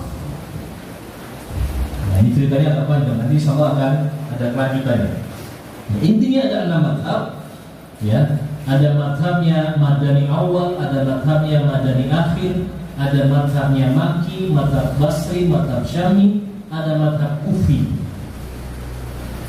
Ya, yang kita baca qiraatnya Imam Asim itu masuk madhabnya Kufi dari ilmu fawasil atau ilmu adul ay. Di mana madhabnya Kufi ini mereka tidak menghitung 'alaihim yang pertama sebagai akhir ayat. Tetapi akhir ayatnya adalah waladdallin. Ya. Dan yang menghitung 'alaihim yang pertama sebagai akhir ayat itu madhabnya Madani, madhabnya Basri, madhabnya Syami. Ya. Dengan kata lain, kalau kita berhenti 'alaihim yang pertama siratal ladzina an'amta 'alaihim, itu menyelisihi madhabnya Kufi. Ini alasan yang kedua. Alasan kedua, tidak boleh berhenti di 'alaihim yang pertama karena apa? Menyelisih madhab Kufi. Ya. Sama lah kayak antum ya. Misalkan dalam ilmu fikih kan ada mazhab Syafi'i, ada mazhab Hambali gitu misalkan ya. Misalkan saya Syafi'i ini, kalau misalkan habis wudu nyentuh perempuan walaupun dengan tanpa syahwat, batal nggak? Batal kan ya? Tiba-tiba kita habis wudu, terus pas di tempat keramaian, nah sekarang saya ada biasanya apa? Kembali aja lah biar nggak batal kan? Kan nggak aneh gitu ya, nggak konsisten dengan batal kan? Nah ini kurang lebihnya gambarnya seperti itu. Jadi kalau antum pengen konsisten, dia sesuaikan dengan madhab fawasilnya, madhab anulanya gimana? Oh, nggak berarti dia alaihi yang pertama. Karena alaihi memang pertama, ini madhabnya Madani awal, Madani sani, Madani basri, Basyam, itu yang berhenti di situ. Jadi alasan kedua adalah menjelajahi madhab anulanya. Ini yang melarang. Kemudian tadi pendapat yang kedua yang membolehkan. Ya, pendapat yang kedua yang membolehkan. Nah, alasan kenapa dibolehkannya? Karena riwayat datang hadis dari banyak jalur, dari jalurnya Abu Hurairah, dari jalurnya Ummu Salamah, dari jalurnya Aisyah. Banyak sekali hadis yang ketika Rasulullah SAW membaca Siratal ladzina an'amta 'alaihim, kemudian lanjut ghairil maghdubi 'alaihim waladdallin. Datang hadis-hadis yang sahih seperti itu. Maka ketika wakaf di situ dinilai sebagai wakaf jaiz, jawaz, boleh. Sandarannya apa? Riwayat. Nah, jadi kalau dikembalikan ke para ulama zaman sekarang, Syekh Aiman Subaid melarang wakaf di situ. Kenapa? Dia berpegang kepada pendapat yang pertama tadi. Syekh Isa Al-Nasrawi memberitakan untuk wakaf di situ. Kenapa? Karena berpegang dengan pendapat yang kedua. Kita gabungkan kedua pendapat ini bisa diamalkan, ya, dengan alasan seperti itu. Jadi nggak usah saling engkar gitu ya tentang masalah alaihi pertama, alaihnya dia boleh wakaf atau tidak. Keduanya dibolehkan dan alasannya pun ada secara ilmiah. Kalau dibilang mana yang lebih kuat, yang melarang atau yang membolehkan? Yang melarang, karena alasannya ada dua, ya kan? Jadi afdolnya maka adalah alaihim yang pertama lanjut, ya, wasol, gitu. Afdolnya seperti itu. Baik, kita baca. Siratal ladzina an'amta 'alaihim ghairil maghdubi 'alaihim waladdallin.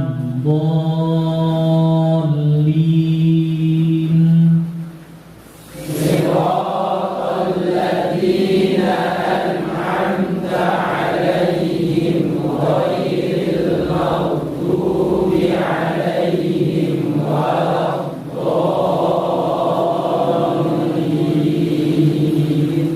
Ya, kalau kita pakai pendapat yang kedua, kita baca Siratal ladzina an'amta 'alaihim. Siratal ladzina an'amta 'alaihim ghairil maghdubi 'alaihim waladdallin.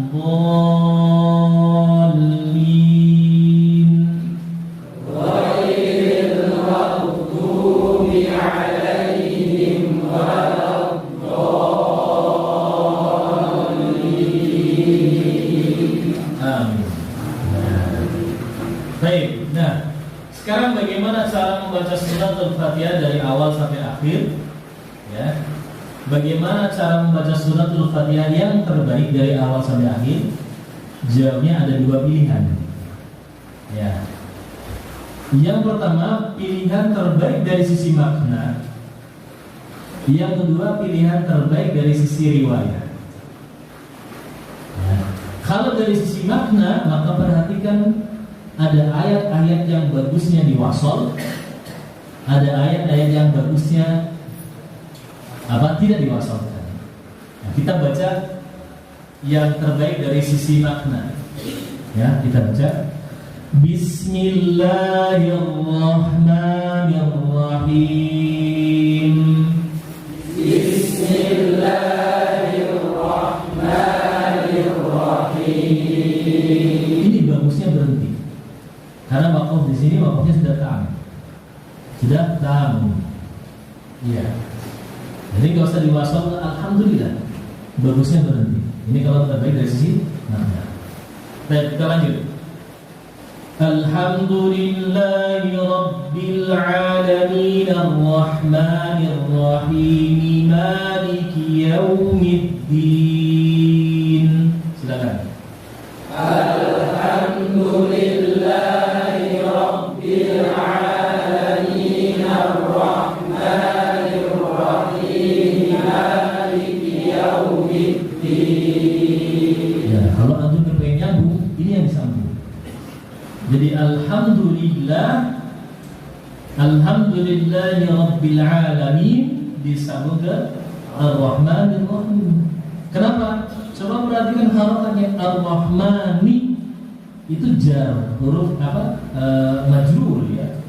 Itu diharokati kasrah. Ar-Rahmani. Padahal nggak boleh kalau dalam istilah tarkib dari susunan bahasa. Kata Allah Maradani nggak boleh ibtidah dari kata yang majrur, itu nggak boleh.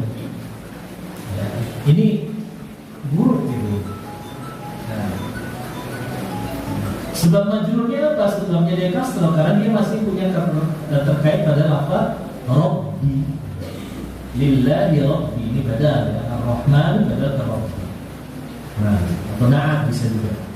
Nah, Maliki juga sama, tiba-tiba kasrah. Ya, tiba-tiba kasrah, pasti ini juga masih ada keterkaitan dengan kata sebelumnya. Maka yang terbaik adalah disambung. Alhamdulillahirabbil alamin arrahmanir rahim maliki yaumiddin. Nah, itu bagus. Nah, jadi jangan nyambung asal nyambung. Ya, ada yang sering misalkan yang berikutnya ini. Ya. Yang berikutnya iyyaka na'budu wa iyyaka nasta'in, ini bagusnya tidak disambung. Tapi kebanyakan iyyaka na'budu wa iyyaka nasta'in ihdinas siratal mustaqim. Baik? Iya. Padahal iyyaka na'budu wa iyyaka nasta'in itu udah sudah sempurna wakafnya. Kalau antum sambungin justru jadi jaiz, jadi buruk, lebih enggak bagus. Baik, kita baca. Iyyaka na'budu wa iyyaka nasta'in. Iyyaka na'budu wa iyyaka nasta'in. Nah, yang hafaznya kuat, ihdinas siratal mustaqim siratal ladzina an'amta 'alaihim ghairil maghdubi 'alaihim waladdallin. Kita coba ya, bareng-bareng biar enggak kelihatan salah. Nah, ambil nafas, temponya agak cepat aja. Baik. 1, 2, 3. Siratal ladzina. Salah. Dari intinya siratal mustaqim. Nah, dari ayat ke-6 disambung ke ayat ke-7 apa? 1, 2, 3.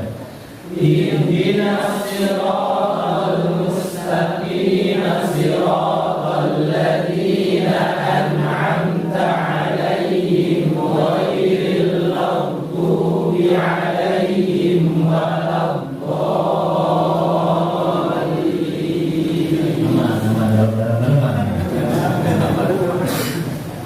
Iya.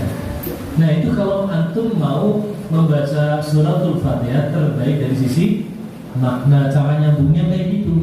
Jangan asal-asalan nyambung. Gitu ya. Baik. Nah, kalau yang terbaik dari sisi riwayat, ayatan. Satu ayat baqarah, itu terbaik dari sisi riwayat karena ada landasannya dari hadis-hadis yang sahih. Nah, kurang berapa menit? 10 menit. Memang sudah selesai.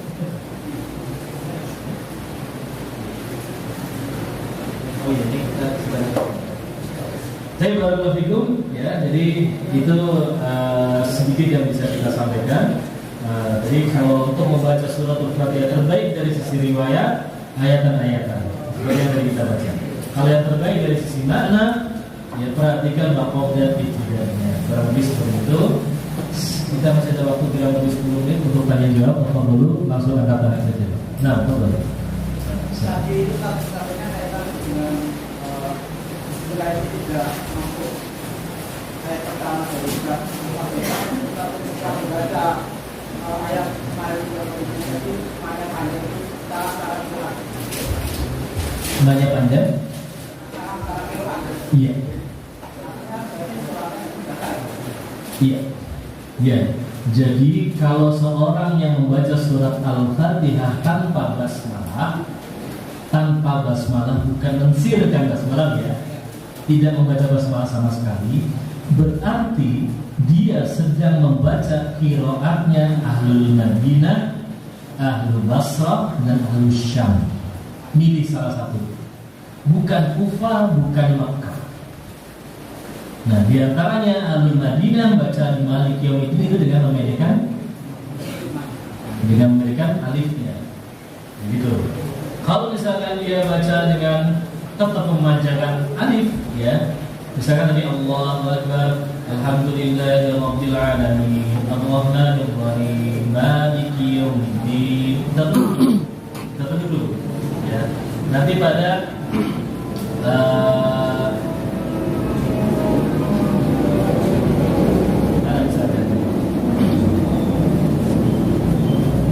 iyyaka na'budu wa iyyaka nasta'in ihdinas siratal mustaqim siratal ladzina an'amta 'alaihim ghairil maghdubi 'alaihim waladdallin. Nah, ini dia lagi baca bacanya Yakub. Bingung kan? Ya, jadi kalau dia sudah memutuskan untuk membaca tanpa basmalah, maka dia harus memilih qiraatnya Ahlul Madinah, ada Nafi, ada Abu Ja'far, atau qiraatnya Basrah, ada Abu Amr atau Ya'qub, dan ada qiraatnya Abu Syam, itu qiraatnya Ibnu Amir. Salah satu dari 5 qiraat ini. Gitu. Pastikan dia membaca salah satu dari 5 qiraat. Kalau dia tidak membaca salah satu dari 5 qiraat ini, bahkan dia meyakini dia sedang membaca qiraat yang asing, tidak salah. Gitu. Berarti dia menghapus satu ayat. Menghapus satu ayat. Dan satu. Tadi kita menyampaikan kalau kita sudah memahami kata-kata membaca tentang apa kita dengan menurut huruf maupun dengan sifat hurufnya, kemudian mendapati imam membacanya asal gitu. Itu batal itu gimana? Sikap kita gimana? Kalau batal atau kita serah sendiri atau kita membaca sendiri? Iya. Yang pertama pastikan antum tidak terkena efek samping dulu. Karena ada yang orang buru-buru tergesa-gesa mengatakan imam ini salah gitu, tergesa-gesa. Padahal enggak, gitu ya. Padahal enggak. Setelah terkonfirmasi ternyata enggak seperti itu. Hanya itu tadi efek samping. Ya. Jadi hanya kurang sifat sedikit ya, softwarenya kurang, gitu, harusnya kurang, dianggap salah gitu. Nah, atau panjangnya dikit dan sebagainya. Jadi pastikan dulu. Ya. Dan ini yang orang bisa memastikan siapa? Ya seorang yang sudah punya ilmu tentunya. Itu yang pertama ya Pak ya. Tapi kalau benar-benar dia kacau balau ya gitu ya. Ya, maka lihat diri kita. Kalau diri kita bisa membaca yang lebih sempurna, maka kita dikatakan batal. Tapi kalau kita 11-12 sama imamnya sah. Itu aja. Ya kan kalau cuma sekedar teori mah sama aja kan, kita mah tahu lah gitu. Tapi coba baca. Ya. Jadi kaidahnya seorang dikatakan ummi, nggak bisa baca atau belum bisa baca dengan benar, itu sah kalau dia bermakmum pada seorang imam yang ummi juga. Jadi langkah selanjutnya adalah lihat diri kita. Kita kalau baca surat Al-Fatihah gimana kata ustaz kita, kan gitu. Tapi kalau masih sama-sama parahnya, ya sudah berarti sah. Nggak ada imam yang lebih baik dari orang tersebut ya udah sah, selesai. Gitu. Karena orang yang ummi hanya boleh menjadi imam dari ummi yang lain. Sama halnya seorang wanita hanya bisa jadi imam pada wanita atau yang anak kecil. Gitu. Yang sholatnya batal adalah yang dia sudah bisa baca dengan benar, dia bisa mendapati kesalahan atau dia mengkoreksi imamnya. Jadi atau misalkan imamnya ini bukan kesalahan yang berkaitan dengan kesempurnaan huruf misalnya, tiba-tiba dia loncat ayat misalkan gitu. Ini kan semua orang tahu itu salah ya.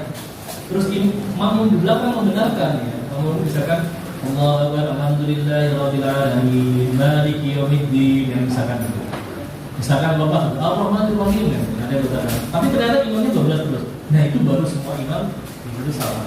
Yang membenarkan karena tahu posisinya adalah kesalahan, dan imam tidak bisa dibenarkan sesuai dengan kesalahan yang nampak jelas seluruh namanya baru saat itulah dipastikan semua makmum yang di situ dia harus benar. Gitu. Karena soalnya sudah terlihat jelas. Tapi kalau kesalahan yang kayak tadi alhamdulillah ya, cuma dia yang bisa, yang tahu kesalahan, yang membenarkan, dan imam tetap di atas kesalahan.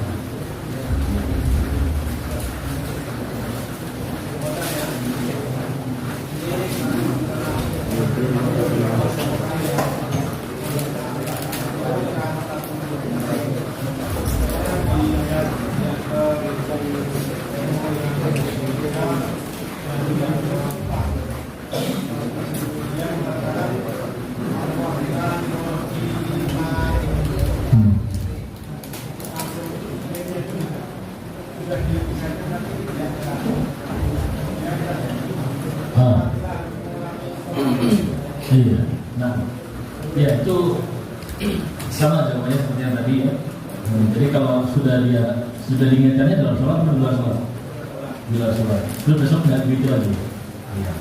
Iya, ini mengatur satu huruf ya. Ar-Rahmanir Rahim, Maliki harusnya ya. Ya, itu kesalahannya double. Yang satu dia mengatur satu huruf, ya. Yang satu dia loncat qiraat sebenarnya. Karena ada qiraat yang membaca seperti itu. Ar-Rahmanir Rahim, Maliki atau Maliki, itu ada, tapi bukan qiraatnya yang masih. Sama menjelaskan seperti apa. Kalau misalkan tergantung makmumnya, dan sebenarnya kalau bisa, kalau sudah terlihat dengan jelas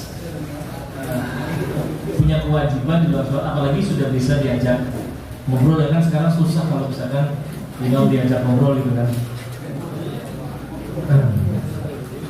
Itu ya harapannya beliaunya ini bisa diperbaiki kesalahan, tapi jelas itu salah yang fatal.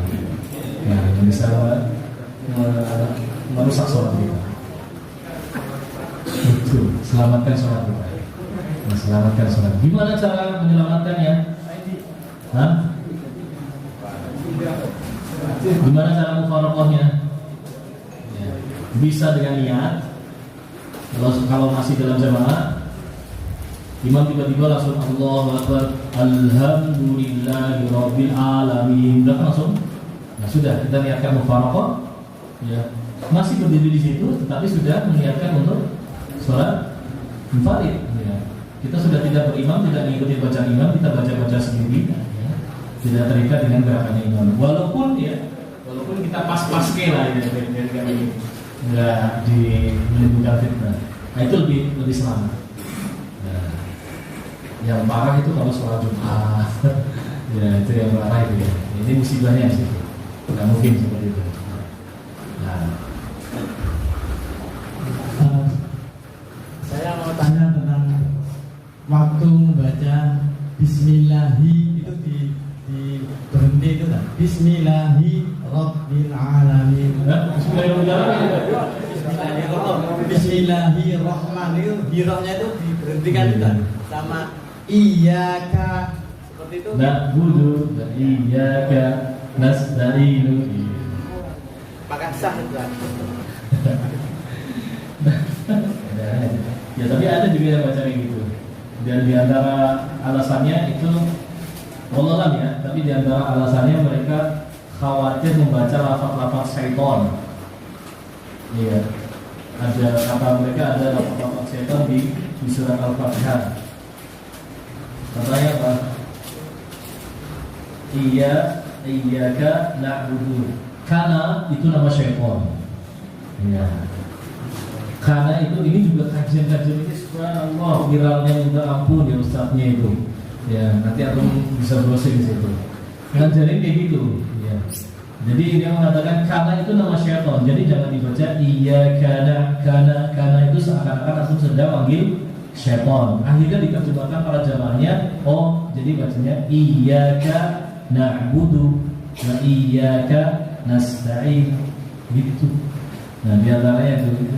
Jadi sebabnya dicari dulu, apakah dia gagap? Ya, itu kan mungkin karena tadi ya faktor yang itu. Nah, jadi ada sakta-sakta, ada jeda-jeda. Ya. Atau karena yang tadi itu, karena kejahilan dalam ilmu itu harus dipastikan dulu. Nah, kalau dikatakan salah tetap salah. Nah, jadi ada yang mengatakan di surat Al-Fatihah itu ada nama-nama syaitan. Yang anak ingat itu kata kana. Dan masih tidak ada yang gitu. Masih tidak ada yang baca iyyaka na'budu wa iyyaka nasta'in. Habis waktunya. Baik, barakallahu ya, kalau nanti ada pertanyaan nanti bisa disambung di lain waktu atau dititipkan lewat asatidnya. Nah, barakallahu fikum untuk hanya ini yang bisa kami sampaikan. Kalau dunia mohon maaf. Alhamdulillah. Assalamualaikum warahmatullahi wabarakatuh.